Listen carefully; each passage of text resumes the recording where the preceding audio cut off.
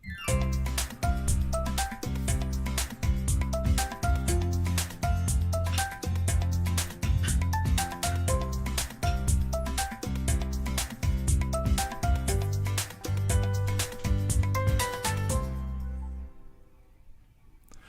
right. Hello, everyone, and welcome to the 12th episode of Wheel Tapping. I'm your host, Chris Whiphan, and with me always is my awesome friend, Tony. How are we doing, Tony?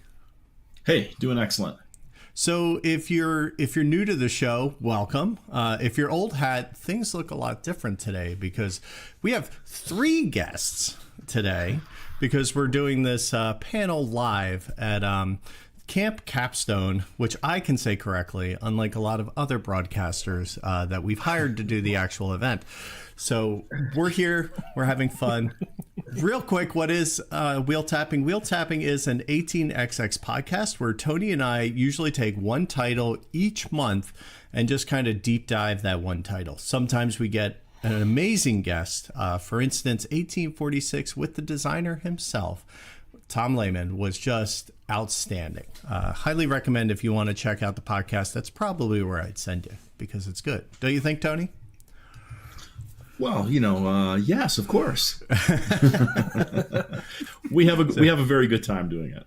We do. So we were excited when we were putting this together. We're like, I think Tony and I have kind of wanted to talk about cube rails in general at some point, and I think it's something else we're going to continue later on. But it's nice to talk about it's nice to talk about 2 games that are out by Capstone that are covered in the Iron Rail series. So we're gonna kind of start there and see where it takes us. So, Tony, why don't you tell people a little bit about yourself, and then let's introduce these clowns over here. Sure. Tony Fryer, and I've been playing railroad games for several years now and loving it. I fell off the deep end on 18xx, but that also includes a generous helping of cube rail games too. So awesome. All trains all the time. Almost. All trains lead to Train Town, right? Isn't that right. the saying? That's right. So let's just quickly go around the horn so everybody can introduce themselves. Let's start with the big cheese himself, Mr. Clay. What brings you here, and what do you do? Yeah, so my name's Clay Ross, and I run Capstone Games, and I'm here to talk about all the greatness that we have with the Iron Rail series. Really excited about that. Awesome. Welcome aboard. And then we have Tim Coles. Sitting down here to my left, probably the second member of Capstone I'm familiar with. That sounds about right. Hey, Tim Cole. I'm the Director of Game Development at Capstone. Just like what they're talking about, you see me around most of the conventions, this one obviously included. Have my hands in the Iron Rail series pretty much from the beginning. So, Clay and I have been hip and hip on this one. Awesome. Well, welcome aboard. And then kind of a last minute addition, which is why you didn't see him in the title. Travis is, he's busy prepping for school because he's a teacher and he's in Texas. So life is a little crazy for Travis. But let's Travis, not talk about that. Yeah, let's not. You obviously Please. wanted a break from things. So here you are. What do you do and what is your impact on the Iron Rail series? So I'm Travis Hill. I edit a lot of rule books. I've edited a large number of Capstone's rule books, along with a number of other companies. And Capstone is one of my favorite companies to work with because Clay sends me coffee once a month. I mean, on top of other things. Great title. This may be true. This may be true. Occasionally I'll get a package from Capstone and I'm like, oh man, what game did Clay send me? And it's a box of coffee, which is at times even better. Nice. But no, I'm a big Cube Rails fan, and so whenever Clay first asked, he was like, hey, I don't know if you're busy or not, would you like to do Irish Gauge? I flipped my lid and I was just like 100% on board. And then Clay and I, we've talked a whole lot about just Cube Rails since then, nonstop pretty much. So so that's what I do. And not to be too modest, you also I've been playtesting a lot of cube rail designs from you as well. I've tinkered with some, yes. Yeah. I have. Well, so because I am in education, I have the entire summer, and so I decided over the summer I'm going to design just a ridiculous amount of stuff because I'm going to have no time here in about a week, and so I figured, well, why not? And so we'll see. Awesome. So Tony, as usual, puts together our show notes, and he put together an awesome structure for today. So we're keeping the same structure. Okay, we still are going to have our phases, which is how we normally differentiate what we're doing. So Tony, we're going to enter the initial auction where we're just going to have a chat with these guys. And yeah, do you have some questions for them? Anything in particular you got in mind? No, none. No, I'm kidding. All right, then. So what's the next Iron Rail? Let's just get this over with. All right. I apologize about the dog barking in the background there, guys. All good. Hey Clay, what was your motivation on starting Capstone? And then I'd like to roll that into getting into the Iron Rail series. Like, what was your motivation for going that route as well? Yeah, so Capstone's 5 years old now, and we wanted to do like a heavy style game. That's like where we started with Arkwright and all that, because that's the stuff I really enjoy. The decision depth there, and then so we've been doing that, and then a couple of years ago, I think it was 2018 at Origins, Edward from Heavy Cardboard introduced me to John Borer. After I went to HeavyCon the year before and played a bunch of different cube rail games and just fell in love with that system. I mean, it speaks to me because it's so quick and you can try weird strategies and not you can get hosed in these games easily, but you're not sitting there forever. It's over pretty quick. And that was a big pull for me, and also the rule set. But Edward introduced me to John Borer, and we just hit it off real well. And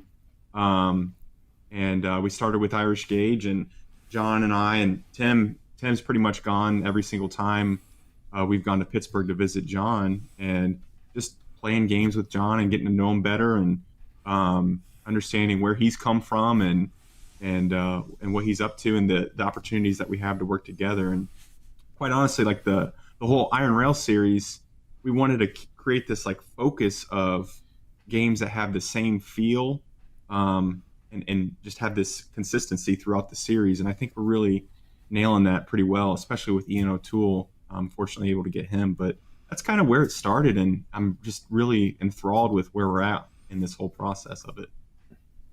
Amazing. Awesome. Cool. I know I'm excited to see the Iron Rail series.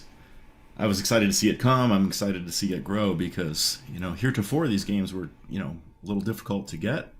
It's great that they're getting exposure and distribution, baby. Yeah, and it's cool to see it in retail, like just at a retail store. It's pretty cool. It is. So basically, what do you think is the future? Are you still planning on using Ian like to keep everything together? Are you ever going to switch off little trains to cubes? Or, when you say consistency, are you just going to let it run? So Tim and I have had, this is such a tough conversation. There's so much that goes into the box is tiny. We know this from the size of it, and the package itself is pretty small with the rules and the actual content, but trying to keep that consistency has been, you've got a ton of different cube rails, and there's a whole discussion for that on like how we pick them and whatever. But I think with your question about with the artwork, I talked with Ian, and he's going to do his best to keep being a part of this series, just to have that consistent look. And he's provided some excellent insight on what that presentation should look like for the product itself and what he wants to do with it as well. So, it's not just me making decisions. I mean, I'm talking with Tim, Travis as well, a bunch of other people, and also Ian, just so that we're all on the same page and there's no curveball that's being thrown. I want to keep everybody on the same page so we can have this nice, consistent look to it. And that's kind of the plan with it. So if you were to say like a hallmark of this series will always be X, what do you want that to be at, like, you know, when we're talking next year and it's Iron Rail 5 and 6? Yeah. So right now I'm leaning on the one page of rules. It's such a nice sell point, especially for people that are really interested in this series. And in the first two games, especially with Ride the Rails being probably the most accessible game that's going to come out in this series, maybe that changes down the road and gets into some real cattywampus stuff with bigger rule books, but we don't know. I mean, definitely for the first 5 or so, we're looking at the one sheeter for rules. Two pages. 2 pages of rules. Yes. Front and back. One sheet. I like one. 2 pages. Yeah. Next thing you know, you're going to be unfolding a map. It's one sheet. It's one sheet. It's like the bus rule book. The bus rule book is one page of rules. Just kidding. But yeah, that's kind of like what we're thinking with this right now. Cool. So Tim, hearing that, you know, when you guys are looking for games to develop and bring into the system, are you having to try and like pare them down, or are you trying to scale them back or streamline them? You know, how's that working from the development side? No, I gotcha. And Clay started talking a little bit about it. So we developed just to better understand the landscape of all the Cube Rails games that are out there. We developed a little bit of a classification, categories, and characteristics model, I guess, and then we tossed all of these all the titles into that, because what we wanted to do was have a pretty decent penetration into all the different characteristics while still keeping it in that similar that one sheet, Travis. One sheet of rules, mindset. But with that kind of opened up some opportunities with some different titles that maybe we weren't originally on our first list. But with that, it's a matter of putting them in front of people, which has been a little bit actually easier in the last few months as we transitioned to Tabletop Simulator versus focusing really on getting folks around a table. Now, again, you definitely don't get the same experience on Tabletop Simulator, but you do get you do get some plays in a lot quicker. So we've been able to put some through the crank on that and rule some out pretty quick, and then have some that we attach to Awesome. Pretty tightly. And then after that, then you're exactly right. We have grabbed a couple of them where the first thing was, okay, this would be great. It needs to be about 2/3 of what it currently is. and then figuring out, exactly what you're talking about right now. Right. Is everyone going to stack hands on that and, be comfortable with some of those changes? So yeah, I mean, that's, I think we saw a little bit of this with Ride the Rails. The intent is to take the titles as they currently have been published in the past, and then look for any opportunities to tune them up a little bit. I mean, we have the opportunity of these titles have already been in hands of a few hundred people, so we'd be kind of silly not to take some of that feedback and crank it back into the game itself. Awesome. So Travis, that leads me to you, which is, I can't imagine trying to, I can envision Ian's job of trying to have a similar, theme to painting the games and the covers and the particular look he's going for. How do you manage to try and accomplish the same thing? I mean, in 18xx, we have rules, we have numbers, we have sections, right? Like it's very GMT style, right? We're very boom, boom, boom. Yep. But when it comes to, the Iron Rails, it's kind of a meld between the two. How are you trying to keep, that part of it consistent? What's interesting is that Clay and I were talking about this, I guess, just like last week, because I was working on the third Iron Rails game, and I was just like, all right, I think it's time to finally sit down and start working on, the 2 pages in a Google Doc that this is, and really it's 2 pages in a Google Doc.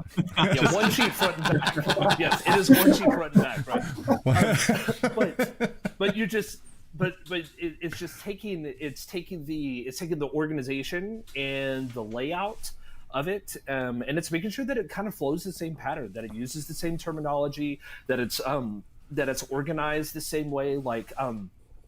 Like Winsome games are very much here is your build, and then like at the end here are all the special parts about the building that you need to watch out for, which once again it's only 1 page front and back in a Winsome rulebook, but still we want it to be as easy as possible. So something like Ride the Rails, all of those kind of weird bonuses that happen, transcontinental connection bonuses, stuff like that, instead of leaving it at the bottom of the last page in the far right hand column, you're like, that should be under the build section, because Gotcha. it makes sense because you're building, and the cost should be right there, and everything should line up in that capacity. And so really what happens is that I was working on the 3rd one, and I took the first 2 rule books and just kind of looked at them, and I go, okay, so what does this look like here? What does this look like here? How do I make sure that I'm maintaining the same consistency in the style between the first 2? And then on top of that, Ian O'Toole is just absolutely marvelous, like in the way that he translates. Like what I love about what Ian does is that he doesn't just do art and graphic design. He comes back a lot of times with, hey, what about this? And oftentimes the hey, what about this is a graphic design thing, but it totally changes the way that the rules are shaped and that they're written. And so because of that, it makes so much more sense, just the way that he's able to make all that stuff happen. And so for me, it's just really maintaining consistency of terms and just stylistic layout, making sure that things just make sense and they're presented in the same order, regardless of whatever box you pick up. Right. Awesome. Tony, before I push the yellow phase onto you, do you have any questions for the gentleman?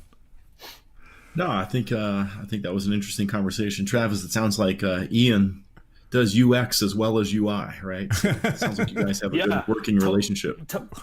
He very much so does, and I'm very appreciative with that. I mean, it's one of those that you work with some people, some graphic designers and some artists, and just like that's just 100% what they do, which is great, and they're fantastic at it. But being able to have that input in terms of just like input and gameplay and usability from the graphic design perspective is it's marvelous.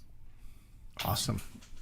And I encourage you to check out the Ian O'Toole interview, which if you missed it, it was streamed just before this, but it'll be available on the Capstone site because I got to fulfill a bucket list item by talking to the gentleman. So that was kind of amazing. And he dives deep into, can I eliminate a chip and make it a track? Like that's his mantra. He's like, can we take it out of players' hands and put it on a board so that we don't need extra stuff? Which I love. Awesome. Well, I think it's time to start moving us through the phases. So we're going to move on to the yellow phase. Now, the yellow phase today is a little different because we're going to talk about the first in the Iron Rail series, specifically Irish Gauge, and this gorgeous beauty. So Tony, I've talked enough.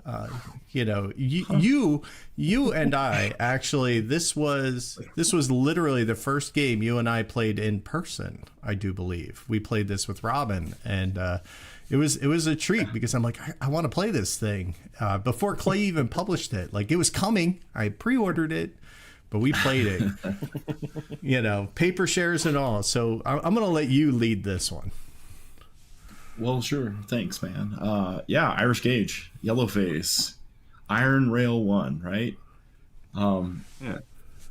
I have the Winsome version. I've had the Winsome version for, quite some time. And so I've played it, a fair bit. This production, however, is pretty rocking. I particularly love this cover. I know this isn't much about the game, but like this cover really talks to me with the rolling hills and everything. It's super amazing. And of course, the train on it. Yay. But yeah, so, I guess to start with, hey, it's one page. It is, baby. There it is. And there's people on the chat talking about, simple rules with that offer a depth of play. And Irish Gauge is certainly one of those games.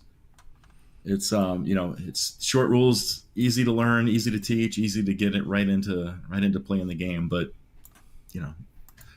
not so easy to play right up front, right? That's what we want.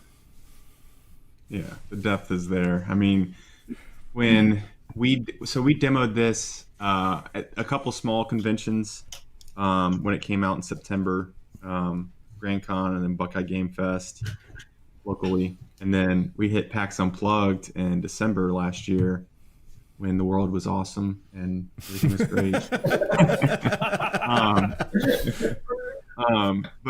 We had, because PAX Unplugged is, PAX, for those that don't know, is more like it's Penny Arcade Expo, and it's video game centric and that kind of thing. So we're pulling in that type of crowd at this show, and so this game I was very excited to see the reactions to demoing Irish Gauge at this show, and so we had it all on the table, and we had the rule book, and people would walk up to it and be enthralled by just looking at the map and the box cover, like you mentioned. I absolutely love it too. But they would just be like, "This looks really cool. Is it hard to play?" And we're like, "No, this is the rule book. Here's the setup, and on the back is just the rules of play." And that instantly was almost like eliminating a barrier. They just became instantly interested in, well, I can handle that. I can try this. This isn't as complicated as it looks with the table of dividends, the hexes and out there and everything. And so they would sit down and we would just jump into it and start playing. And the games aren't going to be for everybody, right? I mean, that's the thing with games. But just to see people try it for the first time, and then the people that played it, we had this frequently. This is like the most frequent comment was, "I never thought I would like a train game, and I'm so glad to be able to try this, and I love it. I really like this, and I want to keep, this is my pace kind of thing, and I want to explore this series some more." And so that's kind of like building upon this Iron Rail series and what we're trying to do with it. So that was like awesome. One of the coolest things. Yeah. Right on. I would say, Clay, I've had similar experience, right, with my Euro game playing friends and stuff like that, right? Or, let's play a train game. No, no, seriously, let's play this. And they end up liking it, right? Because it is, quick and easy to teach. It does have some depth of play there, right? And you get all that like in an hour. This is not, a super long, this is not an 18xx length game, right? And, you're packing a lot of things in there, like the auctions, right? There's only a few actions you can do in a turn, what is it, 4, right? Or something like that. And, I love auction games, and that's one of the bigger, meatier parts of this, right? Is putting a share up for sale, and it's going to be worth X. It's got a minimum bid, but how much am I going to make on this share over the rest of the game? How much can I afford to pay over? How much money does everybody else have? The auction aspect is one of my favorite parts of this game. For sure. Yeah, that was an intimidating factor, but I think the way that the shares have the minimum bid, and then you also see on the share, okay, this is going to be the minimum bid for the next share. So it gives you these bounds of like value for the shares. Obviously, as you play the game more and more with people, those bounds don't mean as much. But for brand new players, you've got some limits. You got the minimum bid, and then this is what's going to be the bid for the next share, if in the future. So you can kind of gauge what what you want to do. And players knowing just kind of right off the bat, hey, I'm going to get this money back. So there's kind of that feel of how much do I want to overbid? If this share costs me $13, how much? Just like what you were saying, Tony, how much am I going to get back before? Do I toss $18 in? And it's a poor game. You don't have hardly any money to start off with, anyways, and you're not making a ton of money at all. And so because of that, you have to be really conscious about the amount of money that you're spending up front, Yeah, this is one of those auctions that you will generally, like if face value is X and you look around the table and you realize if everybody just adds $1, you will not be able to afford it. So you might as well just bid everything you have, because you need to maybe knock somebody out of the bid. And there are so many times that auction is a 2-person auction and a 5-player game, because there's just nobody has the money to do it right then. So timing on that auction is it's just so super tight and juicy. It is. I definitely want to commend Clay on his point, right? Because he hit the nail on the head. Auctions, that's a big complaint in auctions and train games. It's like, I don't know how to value this. Right. This is giving you some guidelines, right? So, yeah, it's awesome. Yeah, and that's really at PAX Unplugged, because you do the initial. This is one of the Winsome games where before you start playing the game, you have an initial auction for each of the companies. So everybody comes to the table with the same amount of money, and I would always kind of spin it off like, okay, we're going to come to the table with the same amount of money, but that's kind of boring. So let's spice it up, and we're going to auction off one share of each company. That way we kind of start in asymmetric positions, and we have different investments and everything like that. And so people are like, oh, that sounds kind of cool. And so then you start the auction, and it's like the bounds are there on the shares themselves, and it gets them rolling right into it, and then you just get consumed in the game, and they're there, and it's just really this immersive experience where they're playing. And I also think they like the games because you're playing the players. It's about navigating the dynamics with the players and everything like that. It's not a Euro game where you're like, okay, I got my stuff, I'm going to convert this resource into this one. Now I got to get this special resource to use it, and then I got points. That's not what this is. It's about the experience with the players. Yeah. Hey Clay, that was excellent body language, by the way. As soon as you started talking about your Euro game idea, your head went straight down. I'm just looking at my stuff. Don't worry about my stuff. I don't have to worry about anyone else. It's my little. This is my board. Do not look at it. Don't even touch it. This is my stuff. Right. Don't even think about it. We could totally board game cafes with the big X plastic thing, like, for half of the Euro resource management games, like you could play it like that and not have any problems. It could totally work. Tim, was there any development that you needed to do? Because, Irish Gauge, Tom Russell, designed and made it. Was there any changes in the development process for this one, or was it just kind of send it to Ian and hit print? Yeah, with Irish Gauge, this one was really it really was just turn it over to Ian and clean up a couple things from a graphic design standpoint. No concerns with rules. Now, one of the things in both Clay and Tony were talking about it, we did have a little concern because, again, what we're trying to do with this series is open up a genre, or take a genre and open it up to an entirely different, group of individuals who just maybe haven't seen this type of game before. Again, kind of, Tony, like what you were talking about, you stay trained and people they put their hands up and say, no, I don't want anything to do with it, without really getting into it. So we're trying to do that. And one of the things that Irish Gauge brought was the auctions, and that was a little bit of a concern because of the idea of the lack of valuation, and folks generally don't want to jump in and just throw a bunch of money, and they get kind of stuck. They don't want to overspend, but they really don't know what it's worth. So if they want it, they're going to toss some money out, but they don't know how much. So heading down that path of having the value straight on the SERP really, right. It at least gives guidelines. But yeah, for the most part, this one was let's go ahead with this one, see how it does, and see if we can turn it into a series. Right on, as Tony likes to say. Right on. Right on. Ride on. Awesome. Here we go. One of my favorite aspects of Irish Gauge is the cubes that are in the bag, because there's two actions that deal with them, right? One is what's it called? Placing a special interest cube, right? So you grow the towns up to cities, and they can either be pink, white, or black. And the other one is calling for dividends when you draw 3 cubes out. So there's a little mini game in there of oh, if I put this cube on this town, it's also taking it out of the bag, which means it's less likely to, so, Yeah.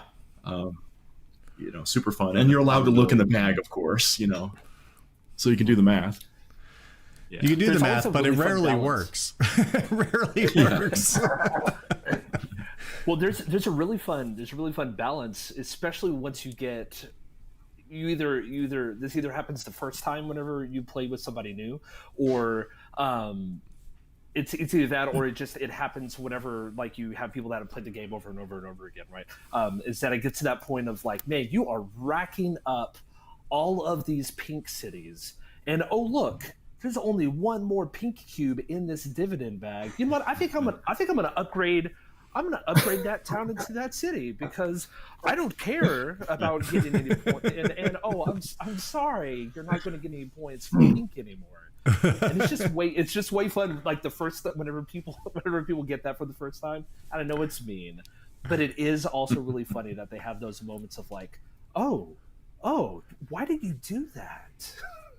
My other favorite moment that happens like that is when somebody pulls dividends and they're hoping for one thing, and of course they don't draw that, but they draw either 2 or 3 of another one, which you think, oh, awesome, I get paid that 3 times. Like, nope, you get it once. Yeah, I've seen the triple draw happen one time, and it didn't happen to me, thankfully, but it was rough because that's a lot of cubes for no. Yeah. Very good. It can be very demoralizing. Absolutely. Do that. Like, great. Cool. All right. Yeah. Anything else you guys have about Irish Gauge? Tom is actually in chat because we're doing this live. We have chat running, and he said, Capstone kept me in the loop every step of the way. The best publisher experience I've had that I'm not married to. So there you go. Wow. Thank you. Good job, you 3. Absolutely. It kind of sounds to me like we're ready to move on to the green phase, if I'm not mistaken. Green phase. Maybe we should have recolored these a little bit because the box is more autumn colors, so right. this Should've one's been going the to be orange green. phase. It is. It kind of should be. But we're going to keep things consistent. So the green phase, we bring up Iron Rail 2, which is Ride the Rails. So Tony, what we did not get to play this one together. What do you have for this guy? Well, I have played it, just not with you. No, exactly. Well, owing to what Clay opened our conversation with, right? There's some similarities here. 1-page rules, simple rules with depth of play, right? Yeah. I would say there's even more rules in this than there are in IG, but not a problem, right? This is still simple rules, depth of play, and again, the short play time, about an hour. Yeah, exactly. Yeah. So this one kind of, we bring in the idea of delivering passengers over links. So it kind of harkens a little bit towards, a nod towards Steam, if you will, Age of Steam and that, where you're trying to move, cubes around. But this time they're awesome little people waving down the train. So got their ticket in hand. Hey, yeah. Ticket in hand. Awesome. Yeah, it's, kind of a route building, pick up and deliver, aspect into this game.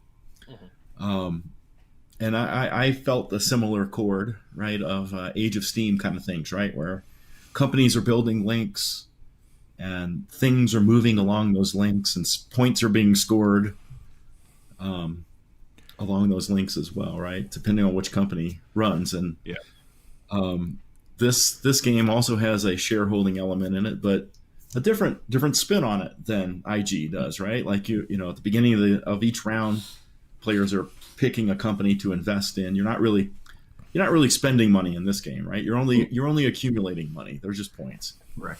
And so you're picking a company to invest in, and of course, you can only build rails for the companies that you've invested in. And this is another aspect where you're playing the other players, right? These are not multiplayer solitaire games. It's like, okay, Chris picked a share of that. Maybe I will, maybe I won't, depending on what's going on the table, right? Yeah, absolutely. One of the things that really spoke to me with this one, you mentioned the auctions. Before I get to that one, this might be a stretch, but to me, like, I don't know, the way I think about this game, because a lot of people say the Iron Rail series is like a short take on 18xx. Obviously, that's really hard to do because 18xx has got a lot of stuff involved in that system. But I think this is the distillation of to me at least, the operating round when you're counting your links with your companies, you're doing your train runs, and that's kind of like what this is for me. Is you've got the routes that are built. Now I'm going to find out what's the best route for me, because you have to do that in 18xx a lot. Is what's the best route for this company, and you want to do that for yourself, and so it kind of gets you that almost the same feel as an 18xx during that little portion of 18xx. So, right. But yeah, that's kind of like the analogous part to 18xx for me. But yeah, I enjoy when. Sorry, Tony. So wanting to flex that muscle, one of the things we wanted to do was try to simplify some of the other parts. That's why you see in why we were drawn into the shares being such a much easier process. You are not you don't have to necessarily put a value to them for this. It's just selecting one of the trains. I mean, everything's valued 1 to a certain degree. You're going to grab one of a certain color, and that's really it. There's no bargaining. There's no auctioning. You aren't going head to head with anyone else. Everyone's going to be able to do that same thing. And then also the track lay is also very a very simple process and simple action. So, but yeah, with all that, then you get to the riding the rails and running that passenger around, and yeah, that it has a little bit more I guess technical aspect to it than what we necessarily saw in the IG. Awesome, nice. I like when you can move a passenger and you have a choice of which company to move it over, because there could be multiple routes. It's like, you examine everyone's shareholdings and then go, it'll be purple. Well, and I mean, really, the best part, Clay was originally talking about this, in that the idea that it's hard for newer players to valuate shares.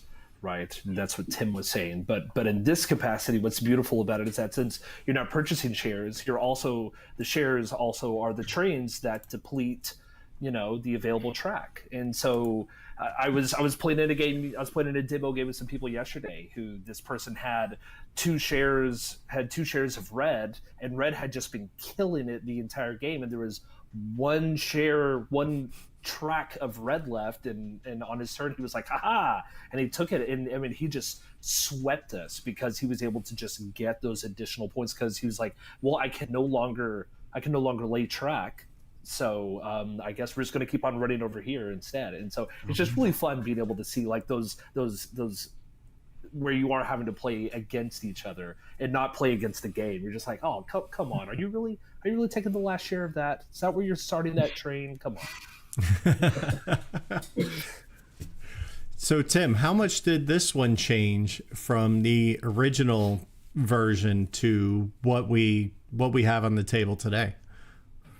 All right, so this one actually we did change up a little thing, and it was a little thing. It added some complexity, but one of the items that came up during the first handful of test plays that we had was that there was this need to, we ended up seeing that turn order actually had some influence in the game. So it could potentially matter with the way things were shaken out in the last couple rounds. So it felt like there was something absent because it was just a progressive turn order. So whoever was first last round, it just goes one player to the left. And so it was something you couldn't manipulate. So when there is a mechanism like that actually has an impact on the game, it was something we kind of wanted to figure out how we could open it up and make it something that that you could manipulate as players, again, without adding too much complexity, but still, because we want those rules, kind of like what everyone's been talking about, we want those rules to just fall away, and you're totally just playing the players. And this is one of those things we want to be able to manipulate the game to be able to get after the entire game state. So we did put in a slightly revised turn order mechanism, somewhat similar to what you see in Power Grid, where what we found in the 3 phases is that in general it's better to go last in the first phase when you're selecting shares, because you can see what other people are taking. You can leave some of the those leaders out to hang out to dry every once in a while. If they take one of the newer companies and no one follows them, that's a quick way to move backward on the score track. But at the same time, I mean, it's situational. There are times when that the person with the most money gets that last good share because everyone left it in the bag and didn't get it out on the table. So again, another thing to manipulate by the players without adding too much complexity. Awesome. Right on. That was also pretty a change. Big... I was just saying there was also a change in the transcontinental meet. Yes. Because in Rail USA, the original Winsome version of this, and I actually don't remember this because I've played Ride the Rails so many times now. But in the original Rail USA, there is a different, and someone's going to correct me or know what it is in the chat, and I'm just going to default to them. But there is something along the lines of if you had to get the transcontinental meet, to get that $12 bonus, you had to meet in cities, but things had to progress through cities, or you counted up the number of cities or something along those lines. And it was just really wonky in the rules to try and figure out what it was. It wasn't this simple, hey, we look at where they meet and we go, sweet, there's the bonus right there. But instead it was you had to go back and you had to see the paths of all the previous track lay and the way that they went through and then where they connected. And so whenever we were working on the rules, I think it was Ian and I and Clay, the 3 of us were just sitting there going, really? Is this the easiest way? We were just really struggling with trying to figure out how to say this. And then I think it was either Ian or Clay at some point that was like, why don't we just make it that they meet in a city and then that's just what it is? Because in effect, that's really what's happening, and it just took a little bit of rules complexity out of that just to make it easier for people that are trying to actually learn this game for the first time, Nice. Or people that have never played a train game and this is their first. We don't want to throw in this cornfield meet, which is what it was called. And I was like, it just the terminology would have been pretty verbose, and you would have to have some mental capacity in the back of your mind while you're playing this game that you're like, okay, I don't want to forget what that means. I don't want to forget how to calculate what that looks like. And the way we came up with it was it's cut and dry. Meets in a city, you get $12. If it doesn't, $8. End of story. So yeah. I guess theme can get a little in the way on that one, right? They were trying to reproduce the actual golden spike maybe a little too much originally. When maybe didn't need that. Who knows? Awesome. Question for you guys, right? It's pandemic time, obviously, and face-to-face gaming opportunities are very small. Very much so. And so, our Euro group has not met in months, obviously. So I haven't had a chance to play Ride the Rails with any non-train gamers, but I get the vibe that this game would be the same. Those guys could get into this train game as well, right? Have you guys had success with that in this game? Yeah, I mean, Yeah. I didn't know Tim, but yeah, so one of my favorite stories was we were playtesting this at ACD Games Day, a distributor of ours up in Wisconsin last May sometime, and we had it out at this bar, at the hotel bar on this big table, and it's a big giant Winsome game one of the bigger ones, and we just had people kept continually walking by and just peeking at it this looks really cool. It's like we're building the routes on there and delivering the passengers. There's some like energy in the air as you're getting these points, because the game itself, a little bit different than Irish Gauge, is points are like coming at you all day. Like you're just getting points all day. And they were just like, it just kind of captivated them. Like, wow, that looks fun. You know, like I want to be a part of this. And so, you know, they would hang around for a little bit, and then like, I'm going to like watch this one to see where it goes. And so that was kind of like when I knew, like I had a feeling, I was like, okay, this has some serious potential to really do well out there. So awesome. Yeah. And that was one where we were playing with paper maps and just cubes. I mean, there was no production on that on that table whatsoever. And still people were coming over to see what we were doing. Yeah, you're right. Awesome. So what made you decide to make an expansion for this one right away? And is there one coming for Irish? I mean, Scottish. Is there going to be a Scotland map, a Wales map? I mean, for Irish Gauge, like what happened here? Well, I think this system. Yeah, Tim, if you want to go for it, man. Oh, yeah. I was just going to ask if you wanted to talk to it, but yeah, that was something that Clay and I talked about very early on. First play we had, on Board's kitchen table. We were 3 rounds in and just looked at each other and just kind of saw where this could go, if we could, if you can get it in front of folks. And the idea or the concept was heading down the path of a system. Right. If you've heard Clay talk on any of the other podcasts that he's been on, a couple of his favorite games are Concordia and Age of Steam. So having that system and then having variations on that theme just coming with the board, awesome. Not necessarily having more additional production components or anything like that, but just a new board, maybe a couple extra rules that just flip a switch a little bit, or change something up just enough that changes the complexion of the game. That this one was the first title in the Winsome series that we really both leaned into and said, oh, we could just see where this could potentially go. So you see the USA map. I mean, it's pretty vanilla. It's pretty open. You got a couple difficult terrain spots, but that's about it. You start in the east and you go west, and so now we're looking at with the France and the Germany, similar feel. You'll see some things that maybe you've seen in German Railways or in Paris Connection that show up in those on those maps. I wouldn't be surprised if we continue to see stuff like that in some other maps that might come out in the future. Cool. By the way, Clay, Tom has said that he has expansion ideas for Irish Gauge if you want to talk. So okay, we're talking. Please talk. Yes, please talk. But one thing, Tony, I loved, and Clay was walking me through the map, because I haven't broken out the new France map, but the France map actually shades of 26 with the hub around Paris and only one link in each side. Yeah, just kind of harkened me back to running the West or all those out of there.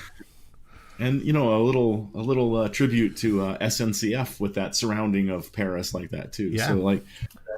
So I did hang out in a face-to-face game with 2 friends last weekend, and none of us go anywhere or do anything. So we've all been working from home for years, actually. So we were going to play in 18XX. We played Ride the Rails in right up front, and we had a great time. But we were looking at the Paris map, or the France map. We're like, oh, let's play some France. But we didn't get a chance to yet. So that's the one I want to play now. Awesome. Anything else we want to talk about with Ride the Rails? Because I think we're about to finish the podcast, so I wanted to thank everybody for. No, I'm not gonna troll people that bad. So I've been bad enough already. So let's bring on the gray phase. So the gray phase, is when we're now going to talk about, the future of Capstone and Iron Rail. So Clay, you said early on, and you've used this word. Everybody's used this word a lot. System.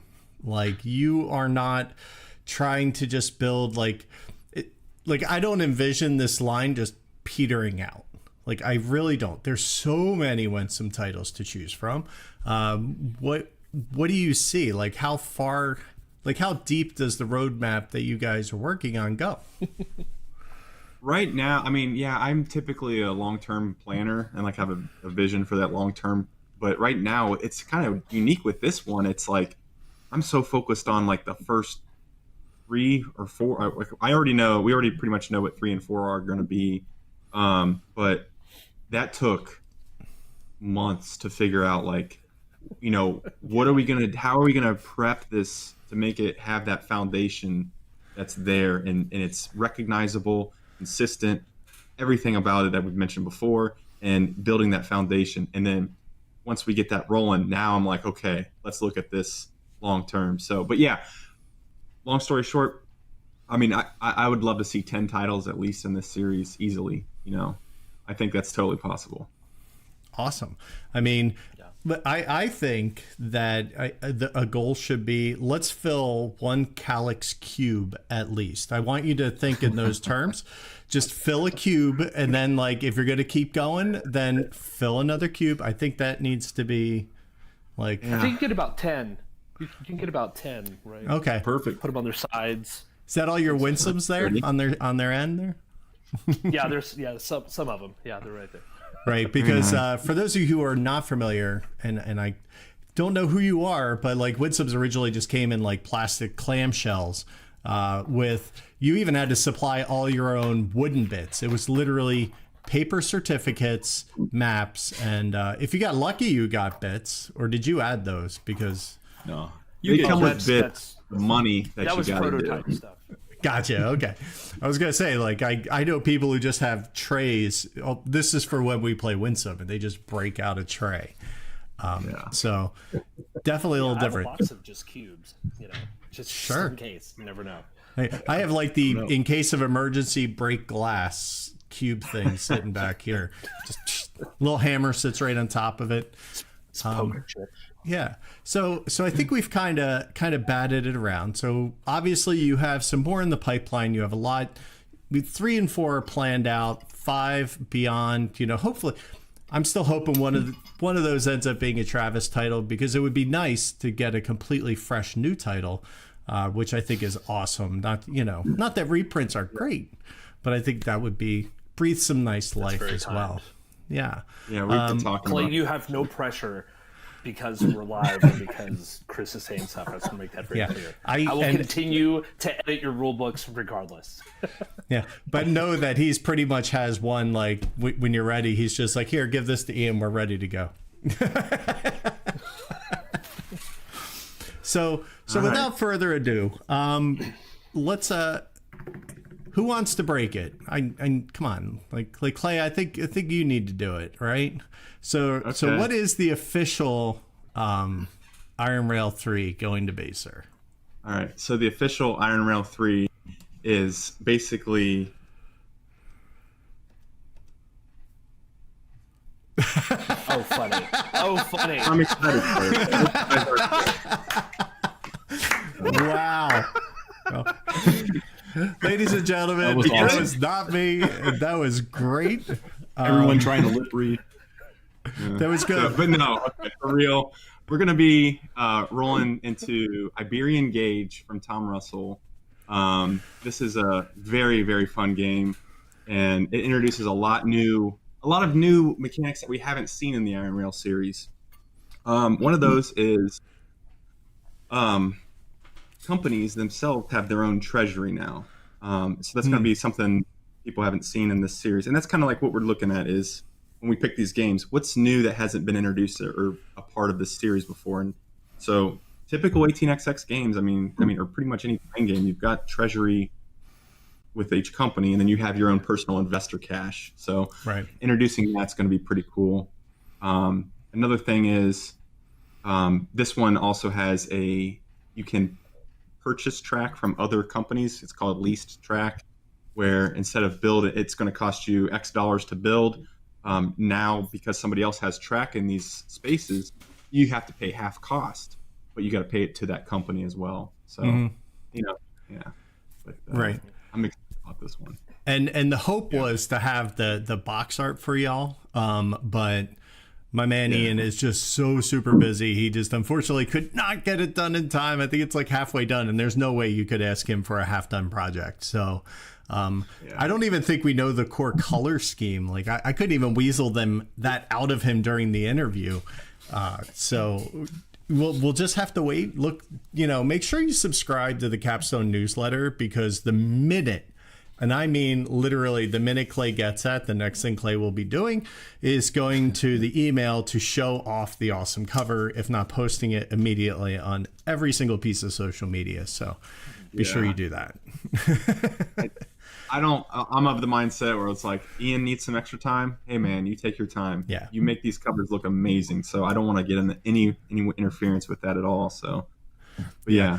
And we, to be fair, when Clay and I were kind of discussing the rollout of how things were going to roll out and all, there was kind of like, I might be able to get the artwork done in time. And it was not a lot of time. So let's be honest. But, amazing title. Tony, have you played Iberian Gauge yet? And what are your thoughts? What are you excited to see? It's been a while now, and I don't have a ton of experience with it, but I don't know. It's definitely a train gamer's cube rail game. So I'm excited about it. It just because it says Gauge doesn't mean it's anything like Irish Gauge, right? It's just right.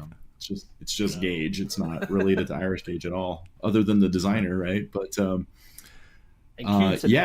got a lot of neat things, and I think that's one of the things that is exciting about the Iron Rail series, right? Because each game seems to be, like Clay, you just said, right? Like delivering new and different experiences. It's not the same game over with different colors and on different map and stuff like that.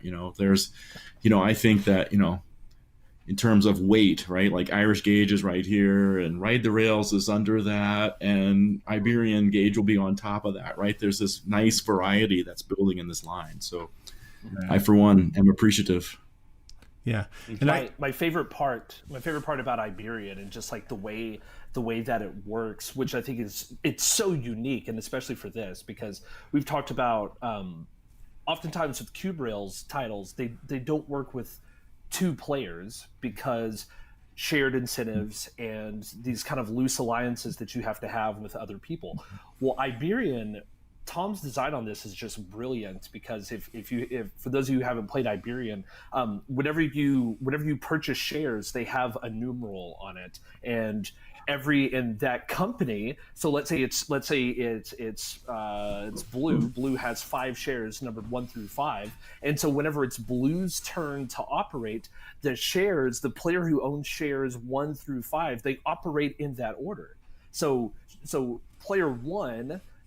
Whoever shareholder 1 performs their 1 action, which is building track. Then player 2 performs their action. Then shareholder 3 performs their action. And you might own shares 1, 2, and 3, but then somebody else owns shares 4 and 5, or it might be totally divided up. And so the process of doing this, like, you can go, all right, I'm going to go from this city to this city.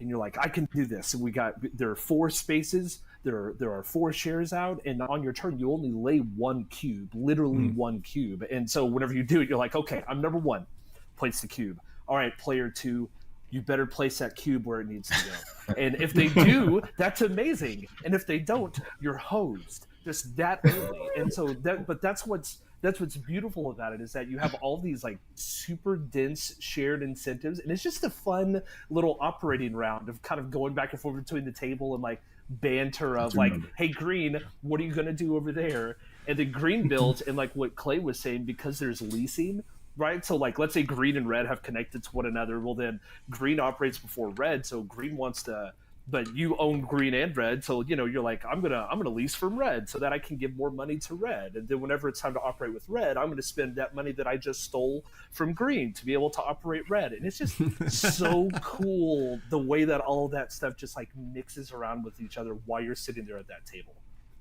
Yeah. Interesting. This is also the first title where, and Tony, hopefully this sounds a little familiar to you, but they're alternating stock and operating rounds. Yeah. So I mean, now it's laid out there, and there's a specific schedule to those rounds, and that's how the game end comes. It's not like you keep going until you break a bank or anything like that. But this, again, we're adding in, kind of like what Clay was talking about, adding in additional tidbits here and there that, for the most part, are leading to, if you put all of these together, probably an entry level 18xx title. Wow. Awesome. Are you altering it from Tom's design, or is it a little too early in the development process to tell? We've got a couple ideas out right now. We're looking at just a couple rules here and there. I would say it's still early. We're probably going to have an original as is, and then maybe have some variants around that original rule set. Cool.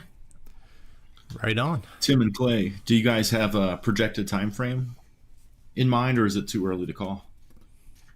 I think we're looking at, so Travis, I think he's wrapped up the rules pretty much. We're just still working on some small things, because with the games, we're trying to keep this $40 price point, and Iberian Gauge is a little bit, it's not as rich in money as Ride the Rails, but it's definitely not as poor as Irish Gauge with how much money you're going to make.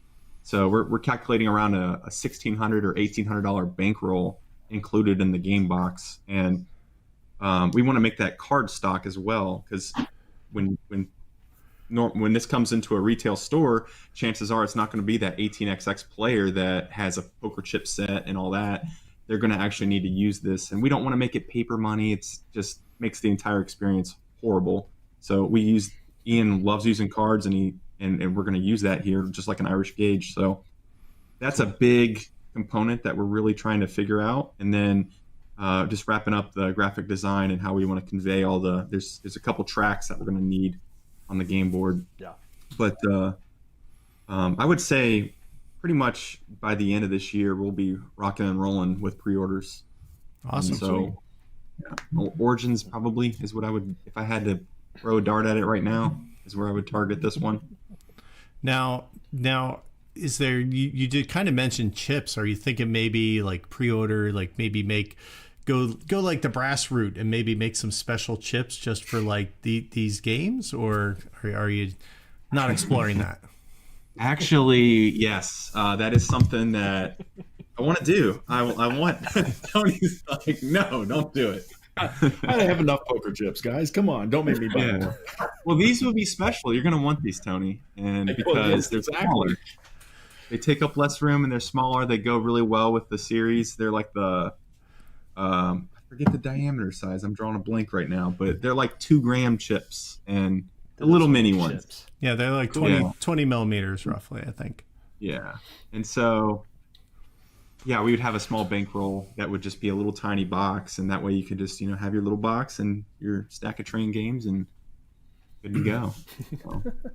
There you go. All I know is that you should see all of the spreadsheets that we have over denominations, and it's it's ludicrous, and all these spreadsheets and comments, and what are the numbers? Get ready for denomination and color battles. Yeah. Hey, question for you, Tony, real quick. Yes. Do you like the denomination of a $2 unit? Oh, come on, man. Okay. It ranks right up there with the -1. That chip. One of my friends has a set of chips. It has 1s, 2s, 3s, 5s, 10s, 20. I mean, it's just, guys, come on. Do you like you probably like the 25s then? I'm gonna guess. No. Yeah, see, it's just that thing, right? Like the poker player in you wants the 25s. Like that's what we're used to seeing. Like it's white, red, green, black. Like that's it. Like I even have a set of chips that's that, and they're not even denominated, because I'm like, that's so standard, you don't even have to do that. But when you get into train gaming, man, people are passionate about their 20s. Let's just say that. Yeah. I get it. So I modified the big rack to have some 20s. It's right. Good job. Right there. I got more chips than I ever need. Good. Sounds like I'll have more in the future. Clay, if they're a little box, I'll have to buy like 4. I'll just, we'll use them for all the games. Yeah. So Travis, you kind of mentioned player count. So what's the what are we targeting for player count and time of play here on this one? Oh, for Iberian? Yeah. Oh man, you can play. I have played games of Iberian with people who we've played it a bunch. It's 30, 45 minutes because you can rock and roll. Tim mentioned this earlier that there are alternating stock and operation rounds, and so it's a fixed track. It's never going to vary. It's not going to go on forever. It's 8-10 rounds. I don't remember right now, but you're talking 5 players. 3 to 5 players, you're talking probably 45 minutes. I mean, it still fits just right in that perfect sweet spot to where you get this nice, fun, crunchy system to where you're working with everybody trying to make the best thing that you can make on the board, but still do it in this 45-minute time frame. Awesome. Cool. Tony, anything else on this bad boy? No, excited. Definitely. So that's our gray phase. So basically at this point, we're just going to kind of wrap it up with our general feelings about the series. I think it's kind of obvious. Let's start with you, Travis. Like, what do you kind of what's a takeaway from the series as a whole? I've been so you were talking earlier about bucket list items. One of my bucket list items forever as a rulebook editor has been, hey, I would love to work on a Winston title, but let's just be real honest. I'm not going to call John Bohr and say, hey man, can I check this out before it goes to publication, despite the fact that, no offense, there are grammatical mistakes in there. But it's true. But I was like, I'm not going to do that because that's its own thing. And let's just be real honest. That's not what I should do. But once again, I said this earlier about whenever Clay reached out to me about Irish Gauge, I was like, bucket list item check, because this is just one of those things. I've loved Cube Rails games for such a long time now, and being able to see and being able to be a part of this and being able to see this change and grow and like really seriously like change the trajectory of train gaming, because let's be honest, like we're having a nice revelation happening with 18xx titles, but Cube Rails have just unless you're Queen or Rio Grande, you're really just kind of like maybe putting out some occasionally, and so there wasn't a lot of variety. And so what Clay has been able to do, finding these titles that give you a wide variety but still feel very similar to each other, has just been brilliant. And I'm excited to see it progress and change, and all the conversations that we have about, well, what's next? Is that one good? Is that one going to fit right? All of that. That's been way fun just to be a part of. Nice. Tim, what about you, sir? Yeah, I would say it's very similar to what Travis just described. This has been a very, very interesting and fun opportunity to get in and really tweak some designs that are awesome on their own. And again, with that mindset of us really focusing on how do we get these lighter rule sets, but great depths of play into the hands of more people. And with that, I'm thinking back, it was probably a handful of years ago, being introduced to Paris Connection and Chicago Express in the same night, and just my jaw dropping and going, okay, so there are opportunities and ways that you can take and distill some of the feelings I was getting from 18xx into an hour.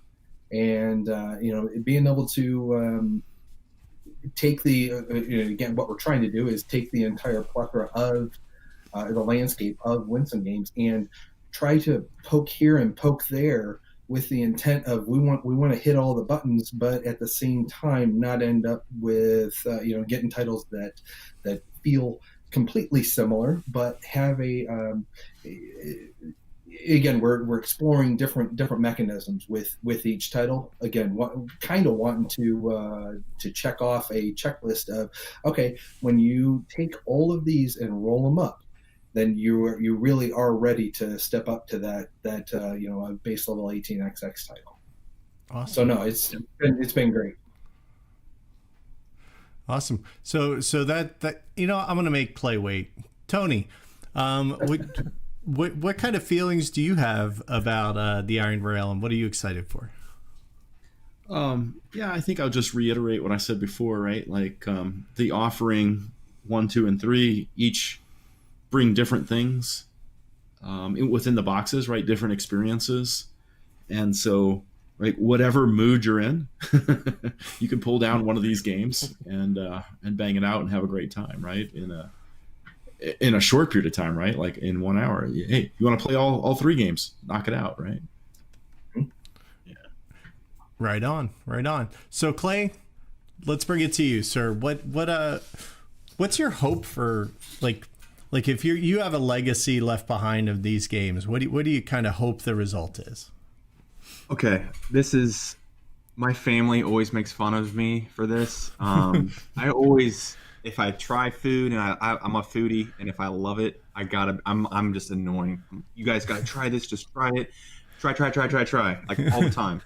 And so that's my goal with this series is, like, if you have ever seen a train game or an economic style game and it's been intimidating because maybe the stereotypes that you have on this game system are there, this is a great way for you to try it and just see if you like it, because it's a certain style of game that's going to appeal to some people, and it's also not going to appeal to some people. But that chance that it just awakens something within you, like what Tim said when he played Chicago Express, is just waking up and seeing like, oh, this is an interesting new way of playing a game. I just am fascinated with what's going on here, and it's a great jumping off point into that dynamic and that system. And try it is all I'm saying. So. Awesome. Well, I'll bring it home, and I'll just say that I just love that, there's been a lot of discussion in the 18xx community about graphic design, accessibility, whether it's gatekeeping with, having difficult design and things like that. And I think that these designs and their popularity and their price point say poo on that, because these are accessible and these are good, and you can have design and still have function.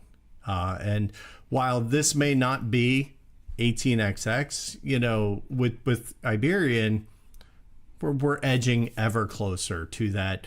What's in between Iron Rail and 18xx? Like there's something in the middle there, and there's some heavier Winsome stuff that kind of floats in that area as well. So I'm excited to kind of explore that space in the future and see what happens, because I think it's great. The more people who play train games, the cheaper it gets, the more I can get my hands on them. It's just the rising tide that'll float all the boats, right? Not the trains, because they're heavy, right? That won't work. That won't work. So awesome. I just want to say thank you to everybody for being on. This has been an absolute blast. More discussion than I ever would have thought possible. But you guys were there's so much passion and love here. It's great, and I love that. I love that. So thank you, everybody. And any final words before we depart? Anybody? Trains about. Do not finish that sentence. Yeah, I know. Tim, it was good to meet you, and Clay and T Hill, good to see your faces again, guys. Yeah, man, absolutely, Always. gentlemen. It's been a pleasure. I appreciate the time. Awesome. And Chris and Tony, we're the hosts of Wheel Tapping. Again, we do the podcast, we do a video cast every month. And occasionally, if we're playing something new, we'll even turn on the streams on a Monday night. So you can, if you're 18XX curious, feel free to hop in there. We like to have some fun and drink some scotch and bourbon and run some trains. And I think we'll have to have these guys on. Tony. Hey, I would love to play. I want to play more 1882. God, I love that game.